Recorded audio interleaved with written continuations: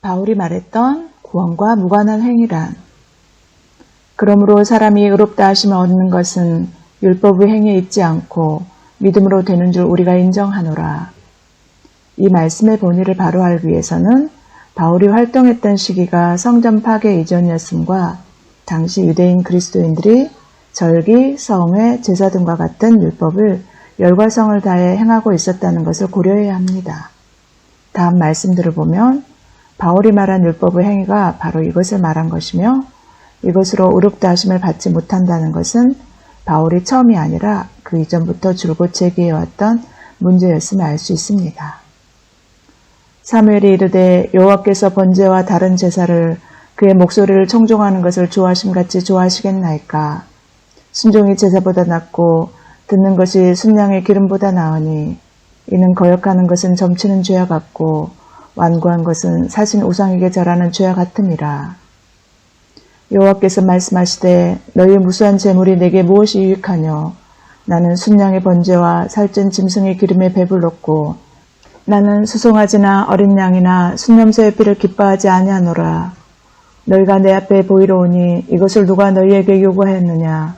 내 마당만 밟을 뿐이니라. 헛된 재물을 다시 가져오지 말라. 분향은 내가 가증히 여기는 바요. 월삭과 안식일과 대회로 모이는 것도 그러하니 성회와 아울러 악을 행하는 것을 내가 견디지 못하겠노라. 내 마음이 너희의 월삭과 정한 절기를 싫어하나니 그것이 내게 무거운 짐이라. 내가 지기에 곤비하였느니라. 너희가 손을 펼 때 내가 내 눈을 너희에게서 가리고 너희가 많이 기도할지라도 내가 듣지 아니하리니 이는 너희의 손에 피가 가득함이라. 너희는 스스로 씻으며 스스로 깨끗하게 하여 내 목전에서 너희 악한 행실을 버리며 행악을 그치고 선행을 배우며 정의를 구하며 학대받는 자를 도와주며 고아를 위하여 신원하며 과부를 위하여 변호하라. 우리가 금식하되 어찌하여 주께서 보지 아니하시오며 우리가 마음을 괴롭게 하되 어찌하여 주께서 알아주지 아니하시나이까. 보라, 너희가 금식하는 날에 오락을 구하며 온갖 일을 시키는도다. 보라, 너희가 금식하면서 논쟁하며 다투며 악한 주먹으로 치는도다. 너희가 오늘 금식하는 것은 너희의 목소리를 상달하게 하려는 것이 아니니라. 이것이 어찌 내가 기뻐하는 금식이 되겠으며 이것이 어찌 사람이 자기의 마음을 괴롭게 하는 날이 되겠느냐. 그의 머리를 갈대같이 숙이고 굵은 배와 재를 펴는 것을 어찌 금식이라 하겠으며 여호와께 연락될 날이라 하겠느냐. 내가 기뻐하는 금식은 흉하고 결박을 풀어주며 멍에의 줄을 끌려주며 압제당한 자를 자유하게 하며 모든 멍에를 꺾는 것이 아니겠느냐. 또 줄인 자에게 내 양식을 나누어 주며 유리하는 빈민을 집에 들이며 헐벗은 자를 보면 입히며 또 내 곤륙을 피하여 스스로 숨지 아니하는 것이 아니겠느냐. 그리하면 내 빛이 새벽같이 비칠 것이며 내 치유가 급속할 것이며 내 공의가 내 앞에 행하고 여호와의 영광이 내 뒤에 호위하리니 내가 부를 때에는 나 여호와가 응답하겠고 내가 부르짖을 때에는 내가 여기 있다 하리라.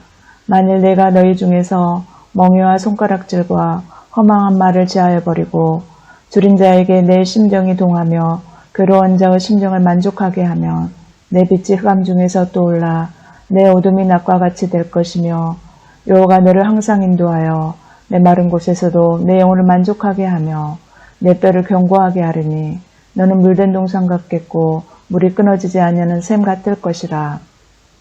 형제에게 노하는 자마다 심판을 받게 되고 형제를 대하여 라가라 하는 자는 공회에 잡혀가게 되고 미련한 놈이라 하는 자는 지옥불에 들어가게 되리라. 그러므로 예물을 제단에 드리려다가 거기서 내 형제에게 원망 들을 만한 일이 있는 것이 생각나거든 예물을 제단 앞에 두고 먼저 가서 형제와 화목하고 그 후에 와서 예물을 드리라. 위 말씀들을 보면 바울이 말한 율법의 행위는 위 빨간색 말씀의 성전에서 희생제사를 드리는 행위, 대속죄일일 때 금식하는 행위, 안식일과 월삭과 절기 때에 예배 모임을 갖는 행위 등을 말한 것일 뿐 위 파란색 말씀, 곧 본질적 율법의 행위를 말한 게 아님을 알 수 있습니다. 위 말씀에서 초록색과 파란색은 하나님 사랑과 이웃 사랑에 관한 율법이고 빨간색은 신앙성장과 죄사함을 위한 도구인 도구적 율법입니다. 하나님께서 이 두 가지를 함께 주신 것은 도구적 율법 곧 안식일, 월삭, 절기 때의 모임 등을 통해 말씀을 듣고 배우며 제사와 금식을 통해 자신의 죄를 깨닫고 회개하게 함으로써 신앙이 성장해 하나님 사랑과 이웃 사랑에 관한 율법을 잘 행할 수 있도록 하기 위함입니다. 이처럼 도구적 율법은 오로지 신앙 성장과 성도 교제를 위한 도구일 뿐입니다. 따라서 아무리 그것을 열심히 행한다 해도 하나님께 의롭다 하심을 받지 못합니다. 그러나 구약 성도의 경우 그것을 행하지 않으면 백성 중에서 끊어짐으로 반드시 행해야 합니다. 도구적 율법은 예수께서 자신을 들으심으로 모두 이루셨기에 신약에서는 지킬 필요가 없게 되었습니다. 도구적 율법 외에도 의롭다 하심을 받지 못하는 율법의 행위가 또 있습니다. 바로 범죄 금지 율법입니다. 바울의 다음 말씀들이 바로 범죄 금지 율법을 말하는 것입니다.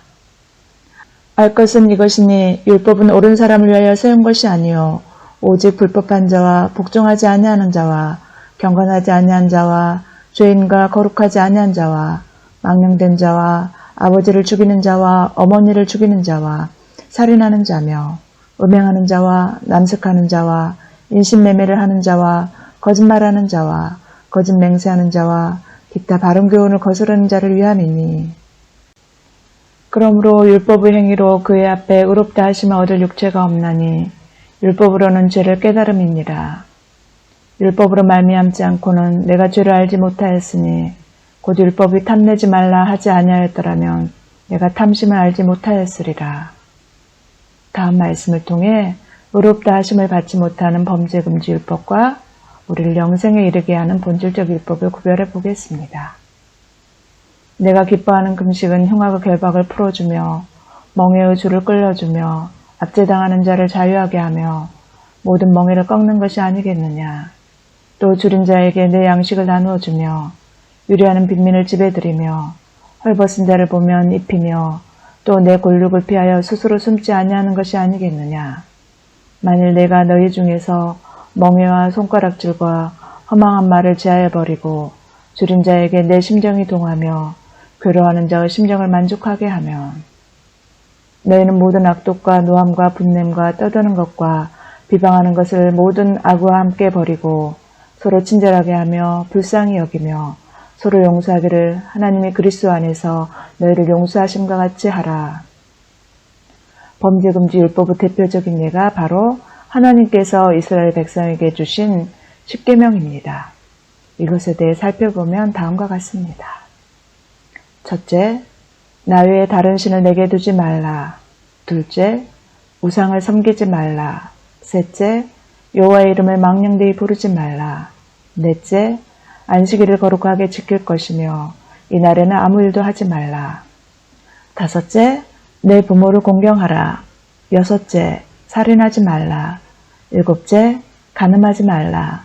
여덟째, 도둑질하지 말라. 아홉째, 이웃에 대해 거짓 증언하지 말라. 열째, 이웃의 소유를 탐내지 말라. 이 10가지 중 첫째에서 셋째까지는 하나님 사랑에 관한 조항이며 다섯째에서 10째 계명은 이웃 사랑에 관한 조항입니다. 그중 넷째 안식일 준수 계명은 특이하게도 하나님 사랑과 이웃 사랑의 명령이 동시에 포함되어 있습니다. 이것은 하나님의 백성들이 하나님을 예배하고 말씀을 통해 영적인 회복을 하도록 하는 것은 물론이고 억압받기 쉬운 사회적 약자들이 지친 몸을 회복할 수 있도록 배려한 계명이기도 합니다. 그런데 이 10계명을 다 지키고 행한다고 해도 하나님께 의롭다 하심을 받지 못합니다. 예를 들어 첫째에서 넷째까지의 계명을 다 지켰다고 해서 하나님을 사랑한다 할 수 없습니다. 하나님께서는 분명 마음을 다하고 뜻을 다하고 힘을 다해 하나님을 사랑하라 하셨지만 이 네 계명은 하나님께서 가증스럽게 여기는 3가지를 금하고 안식일을 거룩하게 지키라 명했을 뿐입니다. 또 안식일에 종들에게 쉼을 주고 부모를 공경하고 살인하지 않고 간음하지 않고 도둑질하지 않고 거짓 증언하지 않고 남의 것을 탐내지 않았다고 해서 이웃을 사랑한다고 할 수는 없습니다. 하나님께서는 분명 이웃을 자신과 같이 사랑하라 명하셨지만 이 계명들은 이웃에게 악을 행하지 않게 하는 데 그쳤을 뿐 선을 행하기에는 턱없이 부족한 명령들입니다. 하나님께서 이런 기초적인 명령만 내리신 이유는 십계명이 애굽에서 갓 나온 그들의 신앙 수준에 맞춰 명하신 것이기 때문입니다. 그들은 애굽에서 오랜 노예 생활로 하나님의 말씀을 잊었기에 거기서 다른 신과 우상을 섬겼으며 이웃에게 악을 행하며 살았습니다. 따라서 하나님께서는 그런 일로 그들이 하나님의 진노를 사 멸망당하지 않게 하려고 당장 시급한 것들로 십계명을 주신 것입니다. 그러하기에 그들이 그것을 다 지키고 행한다고 해서 하나님께 의롭다 하심을 받지 못합니다. 그러나 어기면 저주를 받고 멸망하게 되므로 반드시 지켜야 합니다. 이는 신약에서도 마찬가지입니다. 육체의 일은 분명하니 곧 음행과 더러운 것과 호색과 우상숭배와 주술과 원수 맺는 것과 분쟁과 시기와 분냄과 당짓는 것과 분열함과 이단과 투비와 술취함과 방탕함과 또 그와 같은 것들이라. 전에 너희에게 경계한 것 같이 경계하노니 이런 일을 하는 자들은 하나님의 나라를 유업으로 받지 못할 것이요. 이런 악을 행하지 않는다고 해도 하나님께 의롭다 하심을 받지 못하지만 믿음이 있노라 하면서도 이런 일을 하는 자는 거짓 믿음이므로 영혼 구원을 받지 못합니다. 오직 당을 지어 진리를 따르지 아니하고 불의를 따르는 자에게는 진노와 분노로 하시리라. 악을 행하는 각 사람의 영에는 환난과 공고가 있으리니 악한 일을 행한 자는 심판의 부활로 나오리라. 범죄금지 율법을 지키지 않아도 심판을 받는데 하물며 그보다 더 중한 본질적 율법과 그것의 신약 버전인 예수님의 말씀을 행하지 않는다면 어떻게 되겠습니까? 성경은 그것을 행하지 않는 자는 거짓말하는 자일 뿐 아니라 마귀의 자녀라고까지 말씀합니다.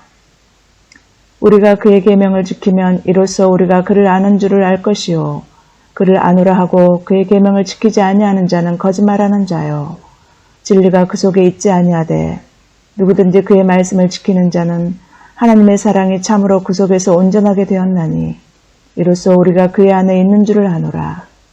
그의 안에 산다고 하는 자는 그가 행하시는 대로 자기도 행할지니라. 이러므로 하나님의 자녀들과 마귀의 자녀들이 드러나나니 무릇 의를 행하지 아니하는 자나 또는 그 형제를 사랑하지 아니하는 자는 하나님께 속하지 아니하니라.